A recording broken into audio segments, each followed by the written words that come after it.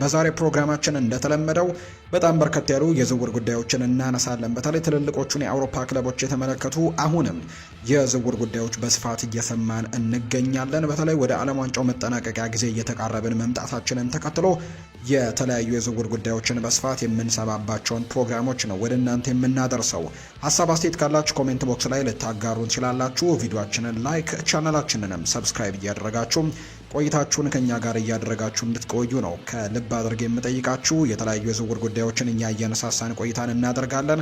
እስከ ፕሮግራማችን ፍጻሜ ድረስ አብራችሁን ቆዩ። ሊቨርፑል በዓለም ዋንጫው ድንቅ ብቃት ካሳየ በኋላ የአውሮፓ ታላላቅ ክለቦች እየከበቡት ያለውን የ34 ሚሊዮን ፓውንድ ተሰጥኦ ላይ አይኑን እንደጣለ ይፋ ተደርጓል። ሊቨርፑል ሜክሲኮዊውን የብሔራዊ ቡድኑን አማካይ ጂልቤርቶ ሞራን ለማስፈረም ከፍተኛ ፍላጎት ካላቸው ክለቦች መካከል ቀዳሚው ሆኗል። የ17 ዓመቱ አማካይ በመላው አውሮፓ ከፍተኛ ግምት የተሰጠው ሲሆን ለሀገሩ ባሳየው ድንቅ ብቃትም በርካቶችን ያስደምሟል። የተጫዋች በሜክሲኮ ለቱጃና ለሚባል ክለብ ነው የሚጫወተው። ዋጋውም 34 ሚሊዮን ፓውንድ አካባቢ ሊደርስ እንደሚችል ይገመታል። ቲም ቶክ የተባለ የመረጃ ምንጭ እንደዘገበው ሊቨርፑል ተጫዋቹን ለማስፈረም በጣም ጓግተዋል። ነገር ግን እስካሁን ይፋዊ ቅናሾችን እንዳላቀረቡ ነው የተገለጸው። ተጫዋቹ ከማንቸስተር ዩናይትድ ጋርም ስሙ ተያይዞ እየተነሳ ቢሆንም ማንቸስተር ዩናይትዶች ለሱ ምንም አይነት እንቅስቃሴዎችን እንዳላደረጉ ይፋ ተደርጓል። በዚህ ክረምት የጨዋታ አቀጣጣዩን እንደሚፈልጉትም አይታወቅም። ሊቨርፑል ይህንን ስምምነት ለመፈጸም በፍላጎታቸው ላይ ተመስርተው ይፋዊ ፕሮፖዛሎችን የሚያቀርቡ ከሆነ ማየቱ አስደሳች ይሆናል ተብሎ ይታሰባል። አማካዩ ለመግዛት የሚያስችል አቅም አላቸው። እናም ደግሞ ለነሱ በጣም ጠንካራ የረጅም ጊዜ ተስፋም ሊሆን እንደሚችል ነው የተነገረው። ሆኖም ግን የ17 ዓመቱ ወጣት የበለጠ ለማደግ መደበኛ እድሎች ያስፈልጉታል። ለሊቨርፑል በመደበኛነት የመጀመር እድሉ አነስተኛ ነው። እናም አሁን ባለው ሁኔታ ወደ ፕሪምየር ሊግ መዘዋወሩ ለሱ ተስማሚ ላይሆን ይችላል። በዚህ የሙያው ደረጃ በየጊዜው መጫወቱን መቀጠል አለበት። እድገቱን ከቀጠለ ለወደፊቱ ታላላቅ ክለቦችንም የመቀላቀል ብዙ እድሎች ይኖሩታል ተብሎ ነው የሚጠበቀው። እንደ ባየር ሚኒክ፣ ፓሪስ ሰን ዠርሜን፣ ኤሲ ሚላን ያሉ የአውሮፓ ታላላቅ ክለቦችም ተሰጥኦ ያለውን አማካይም ሁኔታ እየተከታተሉ ነው። ብሩህ የወደፊት ጊዜም እንዳለው ይታወቃል። እናም ትልቁን መድረክ እስኪደርስም ጊዜ ብቻ ነው የሚጠብቀው። ሊቨርፑል ቀደም ባሉት ጊዜያትም ወጣት ተጫዋቾችን በማሳደግ ረገድ ጥሩ ነገሮችን አሳይተዋል። እናም የ17 ዓመቱ ወጣትም ክለቡን እንዲቀላቀል ማሳመን ይችሉ እንደሆነ መታየት ያለበት ጉዳይ ነው።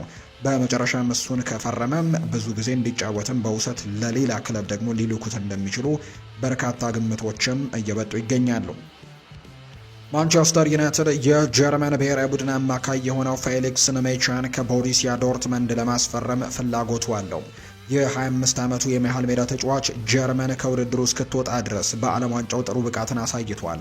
ማንቸስተር ዩናይትድ በመሃል ሜዳው ላይ ተጨማሪ የቴክኒክ ብቃት፣ የአካል ብቃትን ለመጨመርም እየፈለገ ሲሆን የቀድሞውን የማንቸስተር ሲቲ የአካዳሚ ተመራቂም ኢላማ አድርጎታል። ከዩናይትድ ኢን ፎከስ በሚለው ፕሮግራም ላይ እንደተነገረው ከሆነ የጀርመን ብሔራዊ ቡድን ተጫዋቹን የማስፈረም የ60 ሚሊዮን ዩሮ ገደማ ቅናሾችን እያዘጋጁ ነው። እንደ ምንጩ ለዩናይትድ ኢን ፎከስ ፕሮግራም እንደተናገረው በኦልትራፎርድ ለተጨባጭ እንቅስቃሴ ዝግጅቶች በሂደት ላይ ናቸው። ማንቸስተር ዩናይትዶች ለንሜቻ የ60 ሚሊዮን ዩሮ አካባቢ ጨረታ ለማቅረብና እቅድ እንዳላቸው ይነገራል።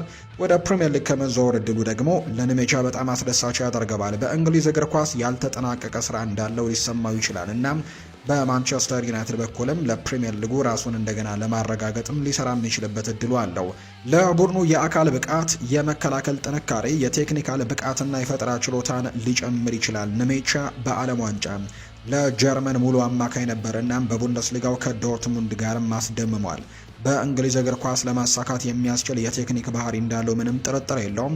እናም በፕሪምየር ሊጉ ላይ ፈጣን ተጽዕኖ ሊያሳድር ይችላል። የጀርመኑ ክለብ የማንቸስተር ዩናይትድን ጥያቄም ሊያቀርብለት ይቀበለው እንደሆነ መታየት ያለበት ጉዳይ ነው። ኔሜቻ ለነሱ ቁልፍ ተጫዋች ነው። እናም በቀላሉ ደግሞ ሊያጡት አይፈልጉም። በዓለም ዋንጫው ላይ ያሳየው ብቃትም የዝውውር ግምቱንም በእርግጠኝነት ይጨምረዋል። በዝውውር ገበያ ውስጥም በአሁኑ ጊዜ ባለው የዋጋ ግሽበትም የጀርመኑ ክለብ ከ60 ሚሊዮን ዩሮ በላይም ክፍያም ቢጠየቅ ደግሞ የሚያስገርም አይሆንም ተብሎ ነው የሚታሰበው።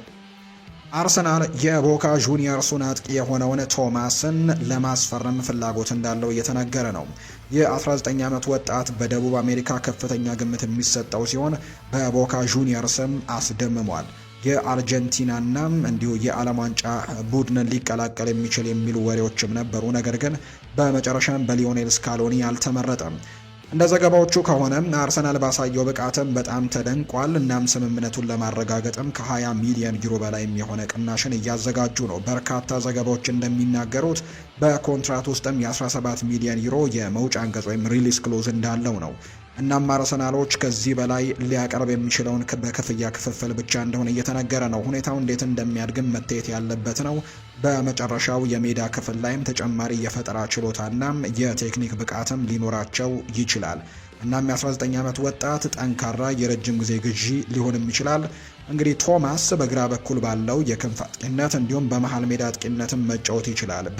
ደግሞ በተለያዩ ነገሮችን በማለፍም በራእይና በችሎታውም ለቡድን አጋሮቹ እድሎችን ለመፍጠርም ይረዳል። ግቦችንም ማስቆጠር ይችላል ተብሎ ነው የሚጠበቀው። እንደሱ ያለ ተለዋዋጭ አጥቂም በሜዳ ክፍሎች መካከል የበለጠ የኳስ እድገትን ያመጣል። እናም ለቡድኑ የበለጠ ታክቲካዊ ተለዋዋጭነትንም ይጨምራል። አርሰናልን የመቀላቀል እድል ለወጣቱ በጣም አስደሳች ይሆናል። እነሱ በዓለም ላይ ካሉ ትልልቅ ክለቦችም አንደኛው ናቸው። እናም በዩኤፋ ቻምፒየንስ ሊግ ብቃቱን የሚያሳይበት መድረክም ሊሰጡት ይችላሉ። ይህ በእንዲህ እንዳለ ከጣሊያን ያሉ ክለቦችም ሁኔታውን እየተከታተሉት ነው። የ19 ዓመቱ ወጣትም ወደ መጀመሪያው ቡድን ግልጽ የሆነ መንገድና እድገቱን ለመቀጠልም ሰፊ እድሎችን የሚሰጥ ክለብም መፈለግ አለበት። አርሰናል እሱን ለማሳመን ግልጽ የሆነ የእድገት እቅድን መስጠት አለባቸው። በሚቀጥሉት ሳምንታት ዝውውሩን ማጠናቀቅ ይችሉ እንደሆነ ማየት አስደሳች ይሆናል ተብሎ ነው የሚጠበቀው። በዓለም ዋንጫው ያስቆጠረው አስደናቂ ጎል ለ80 ሚሊዮን ዩሮ ኮከብ የቶትንሃምና የአስተን ቪላ ፉክክርን ከፍ አድርጎታል። ቶትንሃም ሆትስፐርስና አስተን ቪላ የክሮኤሽያ ብሔራዊ ቡድን አጥቂ የሆነው ማርቲን ባቱሪናን ለማስፈረም ፍላጎቱ አላቸው። የ23 ዓመቱ ተጫዋች ባለፈው የውድድር ዘመን በጣሊያን ከኮሞ ጋር ጥሩ ጊዜን ያሳልፈዋል። 12 የጎል አስተዋጽኦችን ያስመዝግበዋል። በዓለም ዋንጫው ለሀገሩ ያሳየው ብቃትም አስደናቂ ነበር። በምድብ ጨዋታዎች በእንግሊዝ ላይ አስደናቂ ጎል አስቆጥሯል። ያሳየው ብቃት የፕሪሚየር ሊግ ክለቦችን ትኩረት የሳበ ቢሆንም ውድ ግዥ ግን ይሆናል። ከጣሊያን በስፖርት ዊትነስ በኩል እንደተዘገበው ዋጋው 80 ሚሊዮን ዩሮ ሊደርስም ይችላል። ቶትናም ለሱ ይህንን ያክል ገንዘብም ለመክፈል ፍቃደኛ መሆን አለመሆናቸው ማየቱ አስደሳች ይሆናል ተብሎ ነው የሚታሰበው። የተለያዩ የመረጃ ምንጮች እንደሚያሳዩት ከሆነ በክንፎ መስመሮቻቸው ላይ ተጨማሪ ጥራት ያስፈልጋቸዋል። ባቱሪናም ፍጥነትን፣ ችሎታንና ግቦችን ለቡድኑ ይጨምራል። በዓለም ዋንጫም የአካል ብቃቱን አሳይቷል። እናም በእንግሊዝ ፕሪምየር ሊግም ለማሳካትም በእርግጠኝነት በቂ ብቃት አለው ተብሏል። የተጠየቀው ዋጋ በጣም ከፍተኛ ነው። እናም ደግሞ ቶትንሃም ስምምነቱን በመፈጸሙ አስቸጋሪ ይሆናል። በተለይም አሁን በማቴዎስ ፈርናንዴስ እና በሳንድሮ ቶናሊ ላይ ከፍተኛ ገንዘቦችን ካወጡ በኋላ እንደዚያም ሆኖ የዝውውር መስኮቱ ከመዘጋቱ በፊት ጥራት ያላቸው አጥቂዎች ያስፈልጉታል። ባለፈው የውድድር ዘመን የፊት መስመራቸው በጣም መካከለኛ ነበር። የመሃል ሜዳቸውን ካጠናከሩ በኋላ አሁን ጥራት ያለው የክንፍ ተጫዋችና አስተማማኝ ጎል አስቆጣሪን ማከልም ዋነኛው ቅድሚያ የሚሰጠው ጉዳይ መሆን ይኖርበታል ተብሎ ነው የሚጠበቀው። በፕሪሚየር ሊጉ የመጫወት እድል ለባቱሪና አስደሳች ይሆናል እና ማንኛውም ክለብም የተጠየቀውን ዋጋ ለመክፈል ፍቃደኛ መሆኑ መታየት አለበት። አስተን ቪላ የቻምፒየንስ ሊግ ማጣሪያን አረጋግጠዋል። እናም በሚቀጥለው ዓመትም በአውሮፓ ጥሩ ውጤቶችን ለማምጣት ጥራት ያላቸው ተጫዋቾች ያስፈልጓቸዋል። የ23 ዓመቱን ተጫዋች ለመፈለግም መጓጓታቸው የሚያስደንቅ አይደለም። ነገር ግን ዋጋው ለነሱ ውድ ሊሆን እንደሚችል የሚጠቁሙ መረጃዎችን ነው በትልቁ እየሰማን የምንገኘው። ቸልሲ በዚህ ክረምት ፔፕ ቻቫሪያ ከራዮ ቫይካኖ ለማስፈረም ፍላጎቱ አለው። ለ28 ዓመቱ የግራ መስመር ተከላካይ ያቀረቡት ቅናሽም ውድቅ ተደርጎባቸዋል። ነገር ግን ቻቪ አሎንዞ በስፔናዊው ተጫዋች ላይ ፍላጎት አላቸው። እናም የዝውውር መስኮቱ ከመዘጋቱ በፊት ስምምነቱ እንዲጠናቀቅም ይፈልጋሉ። እንደ ዲፖርቲቮ ዘገባም ከጀርባ ሆነው ስራዎችን እየሰሩ ነው፣ ድርድሮችን እያደረጉ ነው። ሁሉም ምልክቶች ለተጫዋቹ ወደ ለንደን ሊደረግ የሚችል ዝውውሮችንም ይመለከታሉ። በመጨረሻም ስምምነት ሊደረግ የሚችል ይመስላል። ስፓኒሹ ክለብም ቀድሞውኑ ሊተኩት የሚችሉ አማራጮችን እየተከታተለ ነው። ሁኔታው እንዴት እንደሚያድግም መታየት ያለበት ነው። ቻቫሪያ ቼልሲን ለመቀላቀል ፈቃደኛ ነው። እናም በፕሪሚየር ሊጉ የመጀመሪያ እድል ያስደስተዋል። በሙያው ጥግ ላይም ይገኛል። እናም ደግሞ አዲስ ፈተናን ለመውሰድም ትክክለኛ ጊዜው ነው። ቼልሲ በዓለም ላይ ካሉ ምርጥ ክለቦች አንደኛው ነው። እናም ለነሱ የመጫወት እድልም ውድቅ ማድረግ ከባድ ነው። ለቼልሲ ባለፈው ዓመትም አስቸጋሪ ወቅት ነበር። እናም በቻምፒየንስ ሊግ ማጣሪያ አምልጧቸዋል። በጠንካራ ሁኔታም ለመመለስ ይሞክራሉ ተብሎ ነው የሚጠበቀው። ማርኮ ኮሪያ ወደ ሪያል ማድሪድ መዘዋወሩ ቀድሞውኑ ፈቅደዋል። እናም የስፔኑን ኢንተርናሽናል ተጫዋች መተካትም አለባቸው። የ28 ዓመቱ የራዮ ቫይካኖ ተከላካይን መፈለጋቸው የሚያስደንቅ አይደለም። በላሊጋ ውስጥ ያለውን ብቃት አሳይቷል። እናም ቻቫሪያ በፕሪሚየር ሊግ ውስጥም ሊከሰት ይችላል፣ ሊሳካለት ይችላል ተብሎ ነው የሚታሰበው። ቸልሲ እንቅስቃሴውን በፍጥነት ጨርሶ ወደ ሌሎች ቦታዎችን መሄድ ይችል እንደሆነ መታየት ያለበት ነው። በሚቀጥለው የውድድር ዘመን ከዋና ዋና ክለቦች ጋር መወዳደር ከፈለጉም ብዙ ጥራት ያላቸው ተጫዋቾች ያስፈልጓቸዋል። በአጥቂ ክፍሉና በመሀል ተከላካይ ላይ የበለጠ ጥራትም ያስፈልጋቸዋል ተብሎ እንደሚጠበቅ ነው የመረጃ ምንጩ ይፋ ያደረገው።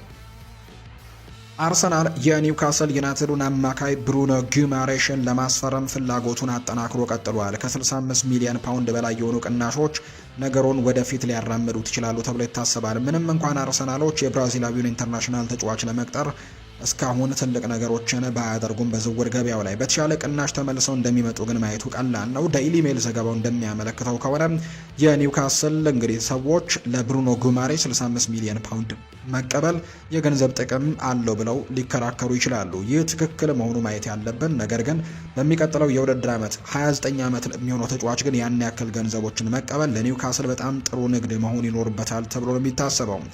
ይህ በእርግጠኝነት በጣም አስደሳች የዝውውር ድራማ ሊሆን የሚችል ይመስላል። ምክንያቱም አርሰናል እንደ ጉማሬሽ ጥራት ያለው አማካይ ማግኘት ጥሩ ነው ይፈልጋለም። በተመሳሳይ ጊዜ ቀድሞውኑ ከጫፍ እንዲሁ ደግሞ አቅሙ ያለፈ ሊሆን በሚችል ሰው ላይ ከመጠን በላይ መክፈልም ደግሞ አይፈልጉም። ምንም እንኳን ዋጋውን በተቻለ መጠን ከፍ ማድረግ የኒውካስል ጥቅም ቢሆንም እንደ ዘገባዎች ከሆነ ኒውካስል በተለይም ቀደም ሲል በዚህ ክረምት አንቶኒ ጎርደንን፣ ሳንድሮ ቶናሊ የተባሉ ሁለት ኮከብ ተጫዋቾቹን አጥተዋል። ስለዚህም ሌላ ትልቅ ሽያጭ በእርግጠኝነት በደጋፊዎች ዘንድ ጥሩ ተቀባይነት አይኖረውም። ምናልባት ግን ተጫዋቹ ወደ አርሰናል ማምራት እንደሚፈልግ በግልጽ መናገሩ ግን ያንን ነገር የግድ ሊሸጡ እንደሚችሉ እያሳመናቸው ነው። የዴይሊ ሜል ዘገባም የአርሰናልን ፍላጎት በቦርንመዙ አሌክስ ስኮት ላይም እንዲሁ ጠቅሶት ነበር። ነገር ግን በፍጹም እሱ ርካሽ ገንዘብ ይሆናል ተብሎ አይጠበቅም። ከዚያ ውጭ ግን ስፐርስ በዚህ ክረምት በመሀል ሜዳው ላይ በሁለቱ ትልልቅ የዝውውር ንግድ ላይ ሁለቱንም ቶናሊንና ማቴዎስ ፈርናንዴስ ከፈረሙ በኋላ አማራጮቹን ትንሽ የገደበ ይመስላል። አርሰናል እንደሚያደንቀው የምንረዳው ሌላ ስም የሊሉ ታዳጊ አዩብ ቡአዲ ነው። ነገር ግን እሱም በጣም ውድ ይሆናል። አሁን ላይ ያለው ክለቡም ለአንድ ተጨማሪ ዓመት ማቆየትን እንደሚመርጥ የሚያሳዩ መረጃዎች ናቸው በስፋት የተነገሩት። የፓሪስ ሳን ዠርሜን የክም ተጫዋች ብራድሊ ባርኮላ እንደ ሊቨርፑልና አርሰናል ካሉ ክለቦች የሚመጡ የዝውውር ጥያቄዎችን ለማዳመጥ ፍቃደኛ እንደሆነ ተዘግቧል። የፈረንሳይ ብሔራዊ ቡድን ተጫዋች በአሁኑ ጊዜም በ2026 የዓለም ዋንጫ ከሀገሩ ጋር ይገኛል። ነገር ግን በዚህ ክረምት በቅርቡ ስለ ወደፊቱ ዕጣ ፈንታ ውሳኔ መስጠት ያለበት ይመስላል። ባርኮላ በፓሪስ ሳን ዠርሜን የመጀመሪያ አስተላለፍ ውስጥ ቦታውን በአግባቡ አላጠናከረም። ስለዚህም ከክለቡ መውጣቱን ማጤኑ በእርግጠኝነት ትርጉም ይሰጣል ተብሎ ነው የሚታሰበው።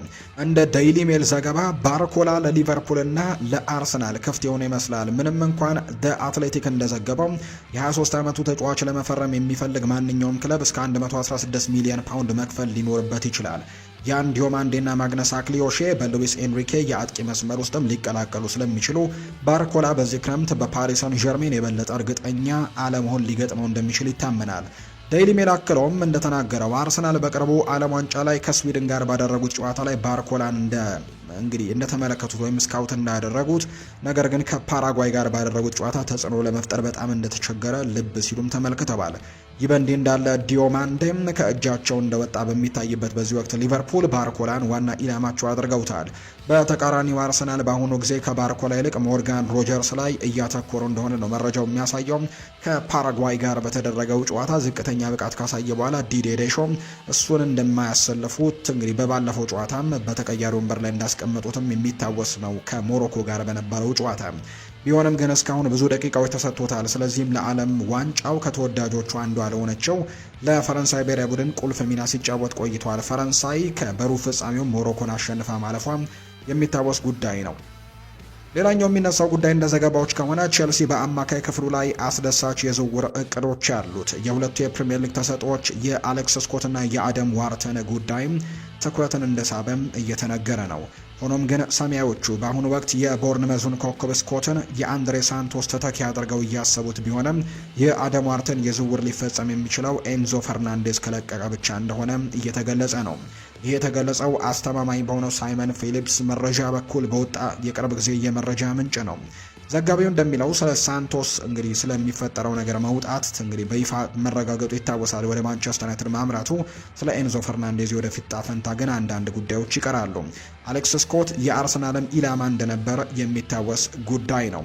ነገር ግን አርሰናሎች አሁን ወደ ብሩኖ ጉማሬሽ በትልቁ ያመራሉ ተብሎ እንደሚታሰብ ይነገራል። ይሄ በሁለቱም የለንደን ትልልቅ ክለቦች መካከልም አስደሳች ፉክክርን ሊፈጥር የሚችል ዝውውር ተደርጎ ይቆጠር ነበር። ፊሊፕስ ስለ ቼልሲ የአማካይ ክፍል እቅድ ሲያብራራ አሌክስ ስኮት አሁን የሰንደርላንዱን ግራኒት ጃካ አማራጭ ሆኖ እንደሚታይ ነው የተነገረው። ሳይመን ፊሊፕስ ቼልሲ ከላይ እንደተጠቀሰው ነገሮቹን ሁሉ ውጭ እንግዲህ አዳዲስ አማካዮችን መፈለጉን ቀጥሏል። ከተስማሙበት ዋጋ ጋርም መስማማት ከቻሉ የሰንደርላንዱን ግራኒት ጃካን አስቀድመው እያስፈረሙ ነበር። ነገር ግን የእሱ የማስፈረም እድላቸው በጣም ከባድ ሊሆን እንደሚችል የሚያሳዩ ነገሮች እየወጡ ነው የሚገኙት። ቼልሲ አሁን በዚህ ክረምትም 2 አዳዲስ አማካዮችን ሊያስፈርሙ ይችላሉ። አደም ዋርተን በቅድሚያ ከሚፈልጉት ዝርዝር ውስጥ አሁንም ከፍተኛ ቦታ ላይ እንዳለ ነው። እንደ መረጃ ምንጮቹ ዘገባ ከሆነ ቼልሲ ሳንቶስን ከቦርንመዙ አሌክስ ስኮት ጋር ሊተኩት ይችላሉ። ሳንቶስ ወደ ማንቸስተር ዩናይትድ ማምራቱን ተከትሎ አክለውም ቼልሲ ስኮትን እንዲሁ በተወሰነ ጊዜ ሲወዱት የነበረ ተጫዋች ሲሆን የውድድር ዘመኑን ሙሉ ሲከታተሉትም ነበር። ችግሩ ቦርንመዝ በአሁኑ ሰዓት አሌክስ ስኮትን ለመሸጥ ምንም አይነት ደግሞ የሚባል ፍላጎት አለማሳየቱ እንደሆነ ነው እየተገለጸ የሚገኘው። ስለዚህ የመሸጥ ምንም አይነት ፍላጎት የላቸውም። እንዲያውም አዲስ ኮንትራት አቀርበውለታል። ስለዚህ ስለሚፈጠረው ዝውውርም ያለው ስሜትም አሉታዊ ነገሮች አሉት። ምናልባትም ጉዳዩ እየቀዘቀዘ ያለው ለዚህ ነው። ነገር ግን አንድሬ ሳንቶስ ክለቡን ለቆ ስለወጣ አሁን ላይ ይህንን ተጫዋች ለማስፈረም ጥረቶችን ያደርጋሉ ተብሎ ይጠበቃል። ነገር ግን በዚህ መረጃ ምንጭ ላይ የአሌክስ ስኮት ስም በተወሰነ ጊዜ ስንሰማ ቆይተናል። ምንጮች ቼልሲ ለእርሱ እንደሚሞክሩ ደግሞ ተናግረዋል። ዋርተንንም ኢላማ እንዳደረገው ነው የተነገረው። በተለይ ኤንዞ ፈርናንዴዝ የመሸጥ እድሉ ግን ጠባብ ከመሆኑ ጋር በተያያዘ ላይፈርም የሚችልበት እድልም እንዳለ ተነግሯል። የሳንቶስ በማንቸስተር ዩናይትድ ዝውውር ውስጥ እንግዲህ መካተቱን ተከትሎ ባለፈው ሳምንት የታሪክ ይበል ተጨባጭ የሆነ ይመስላል። ተሰጥኦ ያለው ወጣት ብራዚላዊ በቼልሲ ውስጥም እንደ መደበኛ ተጫዋች መመስረት ስላልቻለ ሌሎች ክለቦችም ስለ ዝውውሩ ሁኔታ መመርመር ጀምረው ነበር። ወደ ማንቸስተር ዩናይትድ ማቅናቱም ተረጋግጧል። በአጠቃላይ የቼልሲ ደጋፊዎች አንድሬ ሳንቶስ እና ኤንዞ ፈርናንዴስ ሲወጡ አሌክስ ስኮትና አደም ዋርተን ሊገቡ የሚችሉ ተጫዋቾች እንደሆኑ አድርገው ይቆጥሯቸዋል። የኤንዞ ፈርናንዴዝ የመልቀቅ ዕድል አጠራጣሪ ቢሆንም ኤንዞ ፈርናንዴዝ ከሪያል ማድሪድ ጋር ተያይዞ የነበረ ቢሆንም አሁን ከነሱ ግን አርጀንቲናዊውን ኢንተርናሽናል ስለመፈለጋቸው እንደማይፈልጉት የሚያሳይ አይነት መግለጫን ሪያል ማድሪዶች ማውጣታቸው የምናስታውሰው ጉዳይ ነው። ስለዚህም በቀጣይ ወደ ሌሎች ኢላማዎች ይመራሉ ተብሎ እንደሚጠበቅ ነው የመረጃ ምንጩ ይፋ ያደረገው።